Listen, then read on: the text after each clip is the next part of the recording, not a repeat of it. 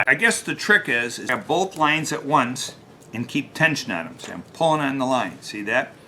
I'm Blair Gilbert from MrHardware.com and Gilbert's Pro Hardware in St. Clair Shores, here to do Weed Whacker spool winding. We have a gas weed whacker. This has got an unusual head. All the ones I've worked on up until now, the head would pull off or would have a nut that I could undo on it.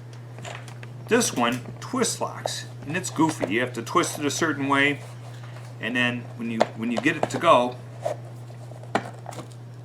it comes off because it's got a little groove and a couple of ears.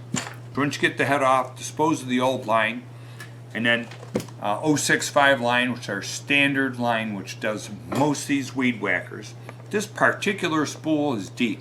It holds a lot of line, and besides holding a lot of line, it is one that has an eye in it. Fold it through so I wind both lines in the same direction. Now normally what I've taught is you do 9 feet. So you do an arm length and the nose to the arm, and that gives me a 6 foot tall person 9 feet. That's a good start. And then what we do is we just double it.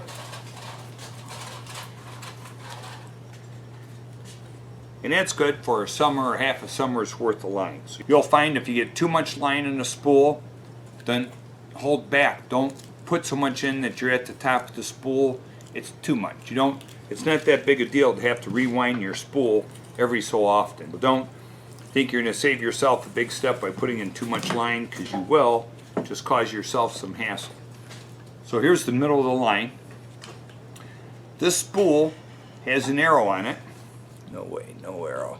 This spool has an arrow that's pointing this way. So I'm going to wind both lines at the same time in the direction of the arrow. Leave a little extra line. This isn't that expensive. It's $3 for over 100 feet for commercial line. I like the commercial line because it takes a lot more abuse.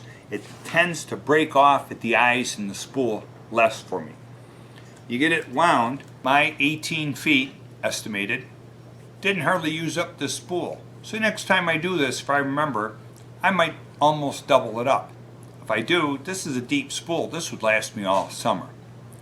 So here comes the hard part of getting the spool onto the trimmer.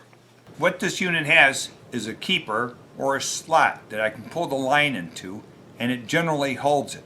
But if you wiggle, this is an older machine, if you wiggle it, or as you're putting it on, it's going to fall off, it's going to unspool and make a mess on me.